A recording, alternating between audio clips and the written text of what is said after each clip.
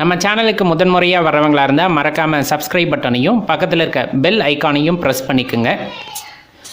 திருச்சிற்றம்பலம். திருமூலரையா திருவடிகள் போற்றி போற்றி. சிவபெருமானோட அருளை பெறுவதற்கு என்ன செய்யணும் அப்படிங்கிறது ஒரு சின்ன கேள்வி. ஏன்னா எல்லாத்துக்குள்ளேயுமே இருக்க கேள்வி தானே. நம்ம என்னென்னவோ செய்கிறோம், அவரோட அருள் கிடைத்த மாதிரியே தெரியலையே அப்படிங்கிற அந்த ஒரு எண்ணம், அந்த ஒரு ஏக்கம் எப்போவுமே நம்ம மனசுக்குள்ளே இருக்கும். அதற்கான விடையைத்தான் நம்ம பார்க்க இருக்கோம். பொறுமையாக முழுமையாக பாருங்கள். கட்டாயமாக உங்களுக்கு ஒரு தெளிவு பிறக்க வேண்டும். எப்போவுமே ஒரே ஒரு விஷயம்தான் சொல்லப்படும். சிவபெருமான் அப்படிங்கிறத நம்ம மனித உருவத்திலேயோ அல்லது நம்ம பார்க்குற மாதிரி ஒரு சிலை ரூபத்திலேயோ பார்க்க முடியாது. அருவம், உருவம், அருவுருவம் எல்லாத்துக்குமே பொருந்துபவர் அப்படின்னு பார்த்தோம்னா சிவபெருமானை சொல்லுவாங்க எல்லையற்ற சக்தி, அது ஒரு பேரானந்த நிலை அப்படின்னு சொல்லப்படும். இந்த பிரபஞ்ச உருவாக்கத்தை பற்றி ஒரு கோட்பாடு சொல்கிறாங்க அப்படின்னா கண்டிப்பாக பார்த்தீங்க அப்படின்னா அதை மறுத்து இன்னொரு கோட்பாடானது கண்டிப்பாக அங்கே வரும். ஏன்னா இன்னும் அது யாருக்குமே தெரியாத ஒரு சூட்சம ரகசியமாக தான் இருந்துக்கிட்டு இருக்கு. நம்ம சித்தர்களும் ஞானிகளும் கணித்து சில விடயங்களை நம்மளுக்கு கொடுத்துருக்காங்க. அதுவும் நேரடியாக கிடையாது. அப்பேற்பட்ட அதிசக்தி வாய்ந்த ஒரு ஆற்றலை தான் நம்ம என்னன்னு சொல்கிறோம் அப்படின்னா சிவபெருமான் அப்படின்னு அழைக்கின்றோம். சிவா அப்படின்னு சொல்லுவோம். அதிசுத்தமாயை அப்படின்னு சொல்லப்படும். சரி, இப்போ அந்த ஆற்றலோட அந்த எனர்ஜியை நம்ம ரிசீவ் பண்ணிக்கிறதுக்கு அல்லது இறைவனோட அருளை பெறுவதற்கு நாம் என்ன செய்யணும் அப்படிங்கிறது தான் இங்கே ஒரு பெரிய விஷயமா இருக்கு. ரொம்ப பெரிய பெரிய விஷயமெல்லாம் நம்ம எதுவும் பண்ண வேண்டாம். பெரிய பெரிய விஷயம்னா என்ன சொல்கிறோம்? நிறைய அன்னதானம் பண்ணுறது, இதெல்லாம் நம்ம ஜீவகாருண்யத்தின் அடிப்படையில் வர்றது. மனிதனுக்கு மனிதன் உதவுவது அல்லது சக ஜீவராசிகளுக்கு உதவுவது, இதெல்லாம் வேற விஷயம். கோவில் கட்டுவது, இந்த மாதிரி நிறைய விஷயங்கள் சொல்லலாம். இதெல்லாம் பெரிய பெரிய விஷயம். சில விஷயங்கள் நம்மால் முடியும், சில விஷயங்கள் நம்மால் முடியாது. இயல்பான ஒரு விஷயத்தை நல்லா தெரிஞ்சுக்கணும். இப்போ ஒரு மரக்கிடங்கு இருக்குது, இல்லை பெருசாக நிறைய விறகு கட்டையை அடுக்கி வச்சுட்டு அதை நெருப்பொருத்தி வைக்கணும் அப்படின்னா அதே அளவுக்கான நெருப்பு தேவையா அப்படின்னா கட்டாயமாக தேவைப்படாது. ஒரு சின்ன ஸ்பார்க், ஒரு சின்ன பொறி, அவ்வளோதான் அந்த இடத்துல அதை நெருப்பு பற்ற வைப்பதற்கு தேவையான ஒரு விஷயமா இருக்கும். அதே போல தான் நம்ம மனம் காய்ந்த விறகு போல இறைவனை அடைய வேண்டும் அப்படின்னு ஏக்கத்தில் காஞ்சு போய் கிடக்கு. இப்போ அதை பற்ற வைக்க வேண்டும். நான் இறைவனோட அந்த அருளை பெற வேண்டும். என்ன பண்ண வேணும்? சின்ன ஸ்பார்க். அதுக்கான முயற்சியை நம்ம எடுத்தால் போதும், அவ்வளோதான். அந்த ஸ்பார்க் அப்படிங்கிறது முதல் அடி எடுத்து வைப்பது, இறைவனை நோக்கி நான் முதல் அடியை எடுத்து வைப்பது, அவ்வளோதான். நீங்கள் ஒரு அடி எடுத்து வச்சிங்கன்னா அவர் 2 அடி நம்மளை நோக்கி எடுத்து வைப்பார். அந்த பேரானந்த நிலையானது நம்மை நோக்கி 2 அடி முன்னே வரும். அதற்காகத்தான் நாம் சொல்வது எப்போவுமே முதல் முயற்சியை நாம் செய்ய வேண்டும். இன்னும் சொல்லுவாங்க, சில பேர்த்தினால சிவபெருமான அந்த எனர்ஜியை நம்மளால் உணர்ந்துக்க முடியாது, அவரை வழிபட முடியாது அப்படின்னு சொன்னோன்னா நிறைய பேர்த்த சொல்லுவாங்க. அவரோட நாமத்தை சொல்லியிருக்க மாட்டாங்க.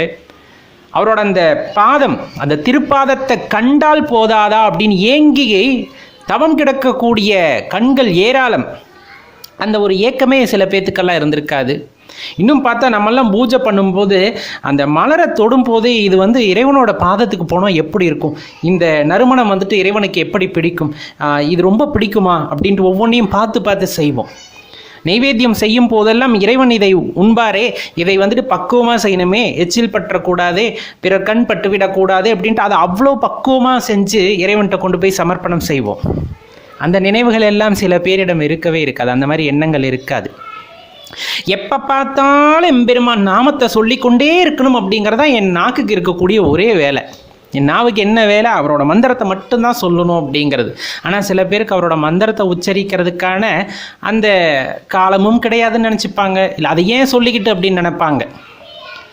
அதே போல் பார்த்திங்க அப்படின்னா நிறைய விஷயங்கள் நம்ம சொல்லிக்கிட்டே போகலாம். அவரோட அந்த மகிமையை அறியாதவர்கள், உண்மையாக அந்த பேரானந்த நிலையை உணர வேண்டும் என்ற எண்ணம் இல்லாதவர்கள், இந்த மாதிரி இருக்கிறவங்கனால இறைவனை உணர முடியாது அப்படிம்பாங்க. எப்போ பார்த்தாலும் கேலி கிண்டல் பேசிக்கிட்டு இருக்கா அப்படின்னு கேள்வியை மட்டும் கேட்டுக்கிட்டு ஒரே விஷயம் தான், இருக்கான்னு கேள்வியை மட்டும் கேட்கக்கூடாது. அதற்கான விடையை தேடுபவராக இருக்க வேண்டும்.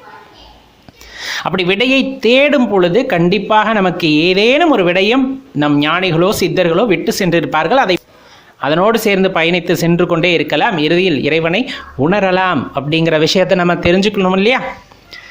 இன்னும் ரொம்ப சொல்லப்போனால் சிவனடியார்களுக்கே உரிய குணம் அப்படின்னு நம்ம சொன்னோம் அப்படின்னா, அதாவது தன்னை மறந்த நிலை, தன்னை மறந்திருப்பார்கள், தன் மனதை எல்லாத்தையுமே மறந்திருப்பாங்க. அவங்க உட்காந்துருந்தாங்கன்னா அப்படியே ஒரு ஜடப்பொருள் மாதிரி தான் இருக்கும். நீங்கள் போய் எழுப்பினாலும் ஒன்றும் இருக்காது.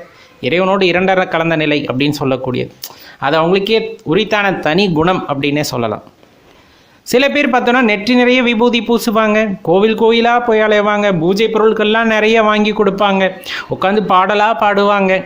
ஆனாலும் அவங்களுக்கு அந்த உன்னத நிலை சில பேர்த்துக்கு கிடைப்பதில்லை. பெரிய ருத்ராட்ச மாலையெல்லாம் இருக்கும், ஆனால் இறைவனை உணர்ந்திருக்க மாட்டாங்க. இன்னும் அவங்க ஏங்கி தவித்து கொண்டே இருப்பார்கள். இதெல்லாம் என்ன பயன் அப்படின்ட்டு தான் கேட்கின்றார்கள். என்னப்பா இப்படி சொல்கிறீங்க? அப்போ ருத்ராட்சம் தரிப்பது, விபூதி அணிவது, கோவிலாக சென்று இறைவனை தரிசிப்பதெல்லாம் பலன் இல்லையா அப்படின்னா பலனுண்டு. எப்பொழுது அப்படிங்கிற ஒரு விஷயம் இருக்குல்ல, எப்போது இறைவனை உணர முடியும் அப்படின்னு இருக்குல்ல.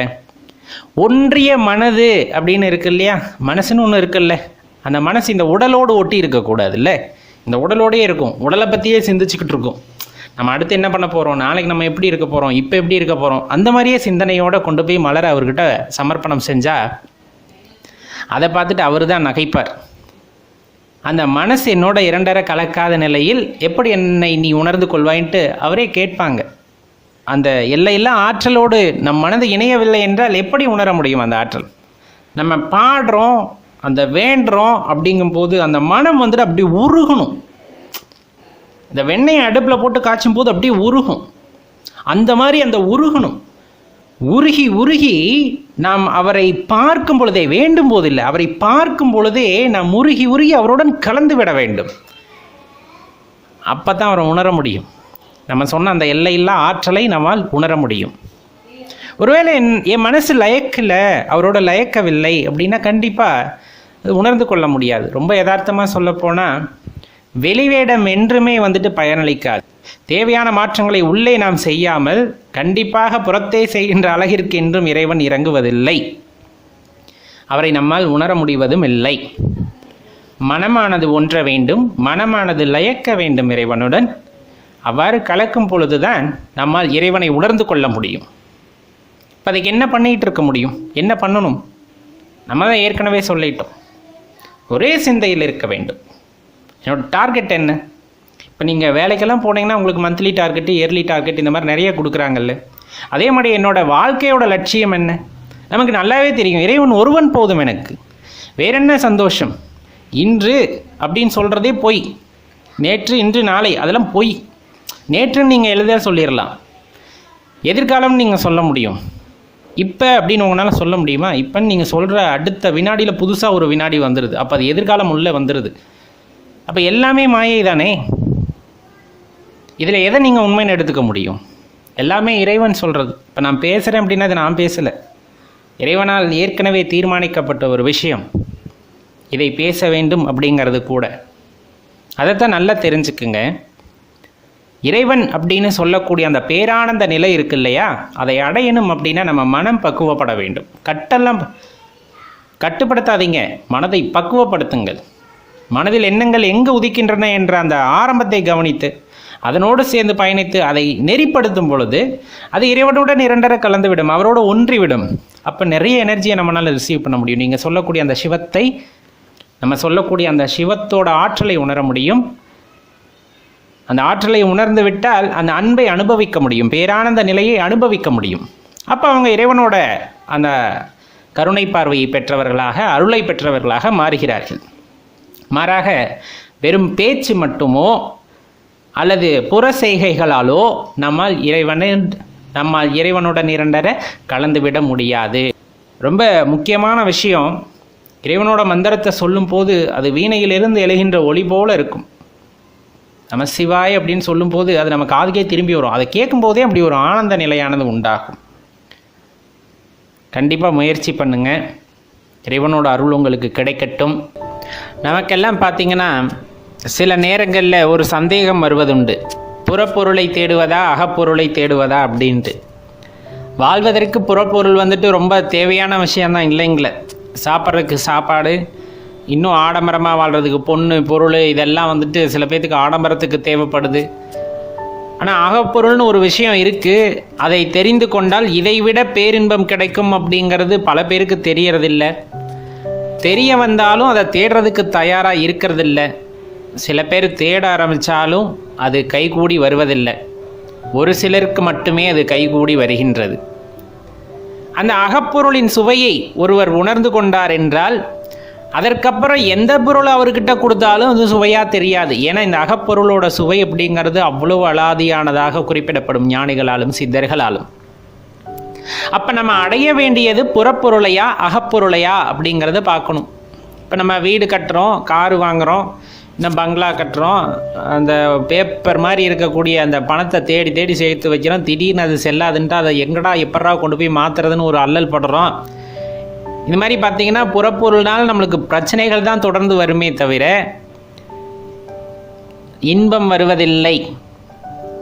இன்பம் வர்றதில்லையா? என்னையா சொல்கிறீங்க? ஒருத்தட்ட 100 கோடி ரூபாய் பணம் இருக்குது, ஒரு 50 கிலோ தங்கம் வச்சுருக்காரு, 25 கிலோ வெள்ளி வச்சுருக்காரு, அவர்கிட்ட சந்தோஷம் இல்லைன்னு சொல்கிறீங்களா? அப்படின்னா அது அவர்கிட்ட நீங்கள் போய் கேட்கணும். அதை எந்நேரத்தில் யார் வந்து எடுத்துகிட்டு போவாங்க? இல்லை கவர்மெண்ட்டுக்கு தெரிஞ்சு எடுத்துகிட்டு போயிடுவாங்களா? அது மேலேயே படுத்து தூங்க வேண்டியதாக இருக்கும். படுத்து தூங்க முடியுமானா அந்த தூக்கமும் உங்களுக்கு இருக்காது. சில பேர்த்து கூட எல்லாம் நான் உரையாடி இருக்கிறேன், அதை வச்சு நான் சொல்கிறேன். பணத்தை வீட்டில் வச்சுட்டு தூக்கம் வர மாட்டேங்குதுங்க அப்படிம்பாங்க. சேர்க்கணுங்கிற ஆசை இருக்கும், கண்ணா பின்னான்னு சேர்ப்பாங்க, அவங்களுக்கு பணம் நிறைய சேரும், இல்லைன்னெலாம் சொல்ல. ஆனால் நிம்மதி போயிடுது அவங்கக்கிட்ட. அளவான பணத்தை வைத்துக்கொண்டு தன்னிடம் இருக்கும் அந்த பொருள், சேர்த்த பொருளை வைத்து மற்றவர்களுக்கு உதவி செய்து கொண்டு இருப்பவர்களுக்கு வந்துட்டு அந்த பாதிப்பானது மிகவும் குறைவாக இருக்கின்றது. கம்பேரிட்டிவ்லாம் நம்ம பார்த்தோன்னா பிறருக்கு உதவி செய்ய வேண்டும் என்ற எண்ணத்தில் நிறைய சம்பாதிச்சாலும் தான் வாழ்வது மட்டுமல்லாமல் பிறரையும் வாழ வைக்க வேண்டும் என்ற எண்ணம் உடையவர்களின் மனதில் வந்துட்டு மகிழ்ச்சி மேலோங்கி இருக்கிறது.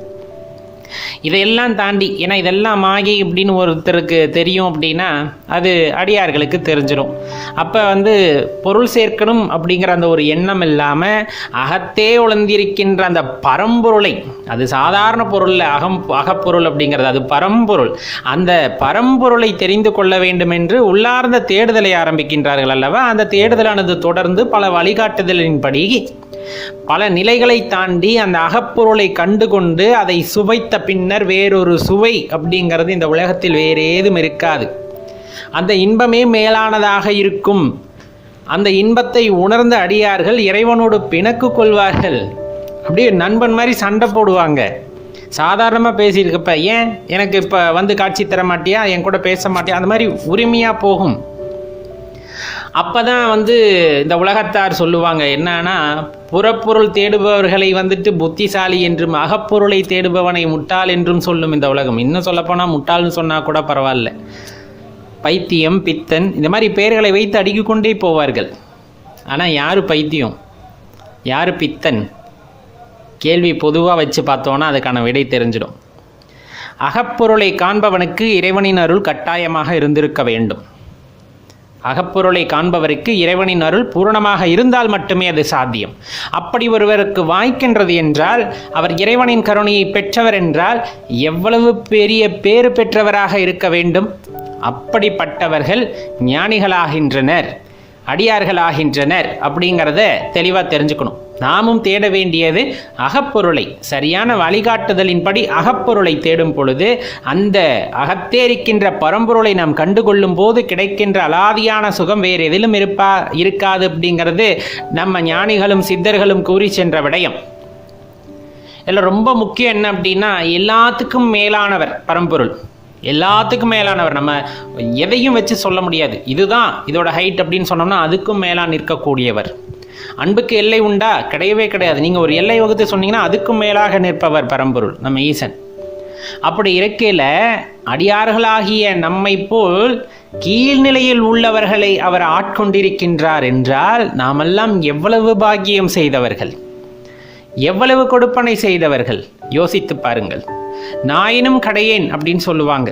அந்த மாதிரி ரொம்ப இழிப்பிறவியாக இருக்கின்ற என்னை இறைவன் ஆட்கொண்டிருக்கின்றார் அப்படிங்கும் போது நம்மெல்லாம் எவ்வளவு பெரிய கொடுப்பனை செய்தவர்கள்.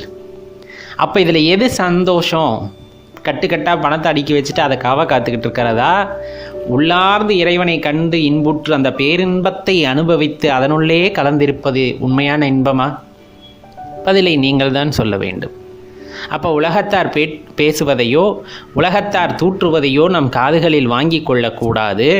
மாறாக அந்த இன்பத்தை அடைய வேண்டும் என்ற வேட்கையில் தொடர்ந்து முயற்சி செய்து அந்த பேரின்பத்தை உணரும் பொழுது கிடைக்கின்ற ஆனந்தமானது அலாதியானதாக இருக்கும் என்ற ஞானிகளின் அந்த வாக்கை நினைத்து கொண்டு முயற்சி செய்தோமேயானால் நமக்கும் அது கைகூடும். இந்த தொகுப்பு மிகவும் முக்கியமான ஒரு விஷயம். எல்லாத்துக்குள்ளேயும் இருக்கக்கூடிய குழப்பத்தை தீர்க்கக்கூடியது.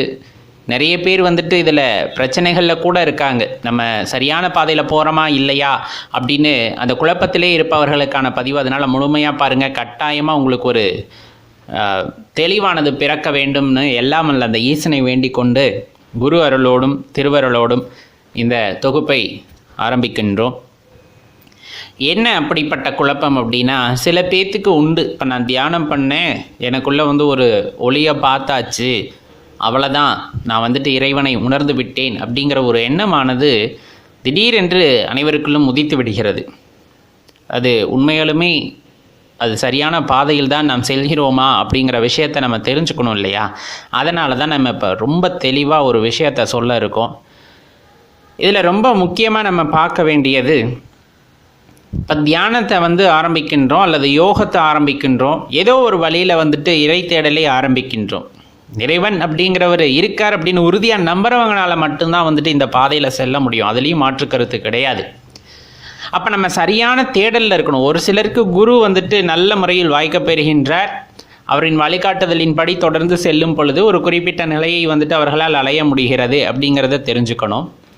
இன்னும் சில பேருக்கு அந்த இறைவனே குருவாக இருந்து வழிகாட்டுகின்றார் அப்படிங்கிறதும் நிதர்சனமான உண்மை. யோக கலாச்சாரங்களில் இது உங்களுக்கு நல்ல தெரிஞ்ச விஷயம்தான். யோகத்தில் குரு இல்லாமல் தவறாக சில விஷயத்தை செஞ்சிட்டோம் அப்படின்னா உடலும் பாதிக்கப்படும் அப்படிங்கிறதையும் தெரிஞ்சுக்கணும். பக்தி மார்க்கம்னு ஒன்று உண்டு. அது ரொம்ப சிறப்பாக குறிப்பிடப்படுகின்றது. இறைவன் மீது அலாதியான அன்பை வைப்பது அப்படின்னு சொல்கிறது. அப்போ அந்த அன்பை வச்சுட்டோம் அப்படின்னா தூய்மையான அன்பு, நம்ம சொல்கிற மாதிரி இல்லை நம்ம வீட்டில் இருக்க குழந்தைகள் மேலே வைத்திருக்கின்ற அன்பு, அதெல்லாம் இல்லை. அர்ப்பணிப்புடன் எதையும் எதிர்பாராமல் வைக்கின்ற அன்பு அப்படிங்கிறது தான் இறைவன் மீது வைக்கின்ற அன்பாக இருக்க வேண்டும் அப்படின்னு பக்தி மார்க்கம் ரொம்ப தெளிவாக சொல்லும். இந்த மாதிரி பல வகைகளிலும் நாம் இறைவனை உணர முடியும், அவருடன் இரண்டரை கலக்க முடியுங்கிறது நிதர்சனமான உண்மை. இதில் எங்கேருந்து நமக்கு குழப்பம் வருகிறது அப்படின்னா, இப்போ நான் தியானம் செய்ய ஆரம்பிக்கின்றேன் அப்படிங்கும் போது நிறைய குருவெல்லாம் சொல்லுவாங்க, அவங்க தெளிவாக தான் சொல்லுவாங்க, நம்ம தான் தவறாக புரிஞ்சுக்கிறோம். இப்போ சில பேர் புருவத்தின் நடுவே பார் அப்படின்னு சொல்லுவாங்க, சில பேர் ஹிருதயத்திடம் பார் அப்படின்னு சொல்லுவாங்க. இந்த மாதிரி நிறைய விஷயங்கள் சொல்லப்படும். ஆரம்ப காலகட்டத்தில் கொஞ்சம் சாதகமெல்லாம் செஞ்சதுக்கப்புறம் பார்த்திங்கன்னா ஒரு ஒளியானது தெரிகிறது அப்படின்னா அதுதான் நிறைவு அப்படின்னு நினச்சிக்கிறது சில பேர். சரிங்களா? ஒரு மாதம் 2 மாதம் செய்யும் போது முறையாக நீங்கள் செஞ்சாலும் ஒரு ஒளி அங்கே தென்படுகிறது அப்படிங்கும் போது இறைவனை நான் கண்டுவிட்டேன் அப்படின்னு நினச்சிக்கிறது ஒரு வகையான குழப்பம் என்றே நாம் சொல்லலாம். யோகத்திலும் கூட அப்படி இருக்கலாம். இந்த மாதிரி நிறைய விஷயம் பக்தி மார்க்கத்திலையும் ஒரு குறிப்பிட்ட இடத்துக்கு போகும்போது நம்ம உடலில் ஒரு சிலிர்ப்பு ஏற்படுறது அல்லது இனம் புரியாத ஒரு உணர்வு ஏற்படுறது, இறைவன் நம்முடனே இருப்பது போன்ற ஒரு உணர்வு ஏற்படுவது, இதெல்லாம் இயல்பான விஷயம். ஆனால் அதுதான் இறுதி கட்டம் என்று நினைத்துவிடக்கூடாது அப்படிங்கிறதுக்காகத்தான் இந்த பதிவை உங்களுக்கு சொல்ல வேண்டியது இருக்கிறது. ஏன் அப்படி சொல்கிறோம் அப்படின்னா, நல்லா யோசிச்சு பாருங்கள், நம்ம இப்போ எந்த யுகத்தில் வாழ்ந்துக்கிட்டு இருக்கோம் அப்படின்னு. உண்மையான பக்தி செலுத்துவது மட்டும்தான் இறைவனுடன் கலப்பதற்கான வழி, அல்லது குருவோடு துணையுடன் நம்ம யோகத்தில் ஈடுபடுவதும் அதற்கான வழிகளாக கூறப்பட்டாலும், நாம் இடையில் அடைகின்ற சில சஞ்சலம்னா இந்த இடத்துல நான் தவறாக குறிப்பிடலை. என்னன்னா, இப்போ மனதிற்குள் ஒரு ஒளி தென்படுகிறது அல்லது எனக்குள்ள ஒரு அற்புதமான ஒரு நிகழ்வு தெரிகிறது அப்படின்னா அதுதான் இறைத்தன்மையோட இறுதி அப்படின்னு நினைத்து கொள்ள வேண்டாம். அதைத்தான் நம்ம சொல்கிறோம். அதையும் தாண்டி அப்பாற்பட்ட நிலை இருக்கலாம் அல்லவா? அப்போ நம்ம என்ன செய்யணும்? ஒரு நிலையை அடைந்து விட்டாலும் சில பேர் யோகம் செய்வதனாலோ அல்லது சில சித்துக்கள் கைவரப்பெறும். சில பேருக்கு எல்லாமே இல்லைன்னா கூட சில சித்துக்கள் கைவரப்பெறுது, இல்லை எதிர்காலத்தை கணிக்கக்கூடிய சில ஆற்றல்கள் பெறுகிறது அப்படிங்கும் போது அதுதான் எல்லை, அவ்வளவுதான் இறையாற்றல் அப்படின்னு நினைச்சிடாதீங்க தயவு செஞ்சு. அது கிடையாது. அந்த அற்ப விஷயத்திற்காக ஆசைப்பட்டு அடுத்த நிலை என்று தேடாமல் அதோடு நின்று விட்டால் நம்மோட ஆன்மீக பயணம் அப்படிங்கிறது நிறைவு பெறாது அப்படிங்கிறத தெளிவாக தெரிஞ்சுக்கணும். ஏன்னா இது பெரிய கோட்பாடு, நம்ம நினைக்கிற மாதிரி இல்லை. அது ஒரு சின்ன அணு. இந்த பிரபஞ்சம் தோன்றுவதற்கு காரணமாக இருந்த ஒரு சின்ன அணு சிதறி இத்தனை விஷயங்களாக பரவி காணப்படுது. பஞ்சபூதங்களை இயக்கி நின்று இவ்வளவு பெரிய விஷயமாக இருக்கின்றது. அது சின்ன அணுவாக இருக்கலாம், ஆனால் முதல் அணு, படைப்புத்தன்மை கொண்ட அணு, அழிக்கின்ற ஆற்றலை உடைய அணு, காக்கின்ற ஆற்றலை உடைய அணு அப்படின்னு சொல்லலாம் இல்லையா? அப்போ அவ்வளவு எளிதான விஷயமா? சில சித்தர்கள்லாம் பார்த்தீங்களா, யுக கணக்கில் வந்துட்டு தவம் இருந்திருப்பாங்க, யோகங்கள் செஞ்சுருப்பாங்க, ஞானிகளும் சரி எல்லாரும் சரி யுகங்கள் கணக்கில். அப்போ எல்லாம் நல்ல திடகாத்திரமாக வாழ்ந்தாங்க. இறைவனை உணர வேண்டும் என்று தொடர்ந்து தவம் யோகம் இந்த மாதிரி செஞ்சுட்டு அவங்களுமே பார்த்திங்கன்னா ஒரு குறிப்பிட்ட கால அளவிற்கு பின்னர் உணர்ந்து கொண்டு அதிலிருந்து நிறைய விஷயங்களை தெரிந்து கொண்டு வாய்மூடி மௌனியாகிவிட்டார்கள்.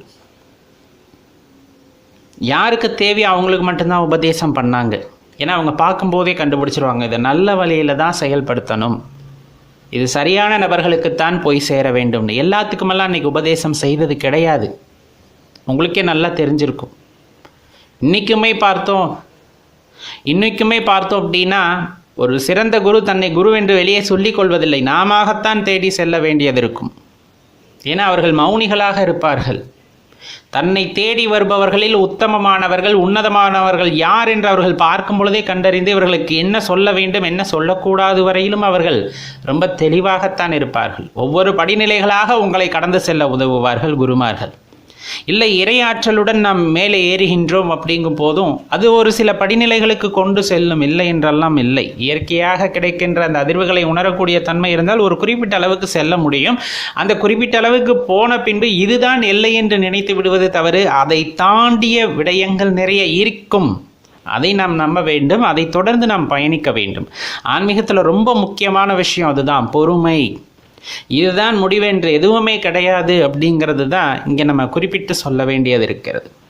ஒரு விஷயத்தை நாம் இதுதான் இறுதி என்று சொல்லிவிட்டால் நமக்கு போதுமான அறிவு இன்னும் கிட்டவில்லை அப்படிங்கிறது தான் உண்மை.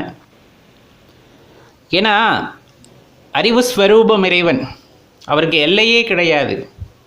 அப்போ உண்மையான அந்த ஆற்றலை உணர வேண்டும், அவருடன் இரண்டரை கலந்து விட வேண்டும். அப்படிங்கும் போது அனுபவம் வாய்ந்த ஒருவரால் மட்டுமே வழிகாட்ட முடியும். சித்தர்கள் நிறைய பேர் இருக்காங்க, சூட்சமாக உணர்த்தக்கூடியவங்க. அல்லது அந்த இரையாற்றலை நமக்கு சில நேரத்தில் உணர்த்தும்.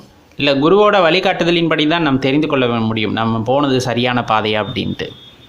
அதனால தான் நம்ம சொல்கிறது, எந்த படிநிலைகளாக இருந்தாலும் நாம் செய்ய வேண்டிய ஒரு விஷயம், ஒரு எல்லை போகுது, நான் ஒரு அமானுஷத்தை உணர்கிறேன், ஒரு அதிசயத்தை உணர்கிறேன், ஒரு விஷயத்தை நான் தெளிந்த மாதிரி நினைக்கிறேன் அப்படிங்கும்போது அது ஒரு படிநிலையாக இருக்க வேண்டும் என்ற அந்த நினைவு தான் நம் மனதில் இருக்க வேண்டுமே தவிர அதுதான் என்னுடைய முடிவு நிலை அப்படின்னு நினைக்கக்கூடாது. அதையும் தாண்டி பேரதிசயங்கள் இருக்கும், அதை தேடி போக வேண்டியது தான் ஆன்மீகத்தில் இருப்பவர்களின் முதன்மையான கடமை அப்படிங்கிறத தெரிந்து கொள்ளுங்கள். இப்போ இந்த பதிவை ஒரு தடவை கேட்டதுக்கு இன்னொரு 2 தடவை கேட்டு பாருங்கள். சில சூட்சமங்களும் சேர்ந்து இருக்கத்தான் செய்யும். இறைவன் உணர்த்தியதை வார்த்தைகளால் சொல்லிவிட்டால் மட்டும் அதில் இருக்கின்ற பொருள் அனைவருக்கும் புரிந்துவிடும் என்று கிடையாது. மீண்டும் மீண்டும் கேட்கும் பொழுது இதிலிருந்து உங்களுக்கு ஒன்று புரியும். உங்களுக்கு என்ன புரிந்ததோ அதை வைத்து அடுத்த நடையை எடுத்து வையுங்கள். கண்டிப்பாக இறைவனை நோக்கி நகரக்கூடிய உங்களோட அந்த பயணத்தில் இது ஒரு படிக்கல்லாக இருக்கணும் அப்படிங்கிறதான் என்னோட வேண்டுதல். எல்லாமல் அந்த ஈசனை வேண்டிக் கொள்ளலாம். அனைவருக்கும் நன்மை கிட்டட்டும். அனைவர் மனதிலும் ஆன்மீகம் அப்படிங்கிறது தலை தோங்குது அப்படின்னா தூய்மையானது அந்த மனதில் பிறக்கிறது அப்படின்னு அர்த்தம். அப்படி தூய்மை பிறக்கின்ற இடத்துல கடவுள் குடியிருப்பார், அவ்வளோதான், ரொம்ப சொல்லப்போனால். அதனால் தேடுங்கள், எதற்குமே முடிவில்லை. அடுத்தடுத்த நிலைகளை உணர்ந்து கொண்டு சென்று கொண்டே இருக்க வேண்டும். நம்முடைய குறிக்கோள், நம்மளுடைய ஆவா என்னவென்றால் எந்த பிறப்பும் இல்லாமல் பிறப்பறுக்கக்கூடிய அந்த அநேகன் நம் பிறப்பை அறுத்து அவருடைய பாதமலரில் சேர்த்து கொள்ள வேண்டும் என்பது தானே தவிர மீண்டும் மீண்டும் இந்த அல்லல் படுகின்ற பிறவியை எடுத்து நாம் துன்பப்படக்கூடாது அப்படிங்கிறது தானே தவிர வேறேதும் இல்லை நண்பர்களே. எந்த நேரமும் சொல்வோம் ஓம் நம சிவாய என்று, மனதினுள்ளே சொல்லுவோம் சிவாய நம என்று. எல்லா பிறப்புகளிலும் என்னென்ன இன்னல் பட்டோமோ அது எல்லாம் தீர்ந்துவிட ஈசன் அருள் வேண்டும். அவர் நினைத்தால் அது முடியும். அவர் நினைக்கும் பட்சத்தில் நாம் அனைத்தையும் அடைய முடியும் என்றால் நாம் அவரையே நினைத்திருக்க வேண்டும் என்பதுதான் இதன் தாற்பயம். வேறேதும் நீங்கள் செய்ய வேண்டாம். எண்ணம், சிந்தை, செயல் எல்லாவற்றிலும் இறைவன் குடியிருக்க வேண்டும். பேசுகின்ற வார்த்தையிலும் சிவநாமம் இருக்க வேண்டும். அவ்வாறு இருக்கும்போது நாம் செயல், சிந்தை எல்லாவற்றிலும் சிவம் வெளிப்படும், அன்பு வெளிப்படும். அப்படி இருக்கும்போது இயல்பாகவே இறைவன் உங்கள் மீது கருணை பார்வையை காட்டுவார், எல்லா வழிகளையும் திறந்து விடுவார், அதில் உங்களுக்கான சரியான பாதையும் காட்டுவார். அவர் நினைத்தால் எது முடியாமல் இருக்கப் போகின்றது? எல்லாமே நல்லபடியாக முடியும். அடுத்த படிநிலையை நோக்கி செல்லுங்கள் அப்படிங்கிறதுக்கான பதிவு தான் நண்பர்களே இது. யோசிச்சு பாருங்க. கண்டிப்பாக இது உங்கள் வாழ்க்கையில் சின்ன தாக்கத்தைனாச்சு ஏற்படுத்தணும் அப்படிங்கிறது தான் என்னோட ஒரு பணிவான வேண்டுகோள். நன்றி, வணக்கம். நம்ம சேனலோட முந்தைய பதிவுகளை பார்க்குறதுக்கு கீழே வீடியோ டிஸ்கிரிப்ஷனில் அதற்கான லிங்க் எல்லாம் கொடுத்துருக்கோம், போய் பார்த்து மகிழுங்கள்.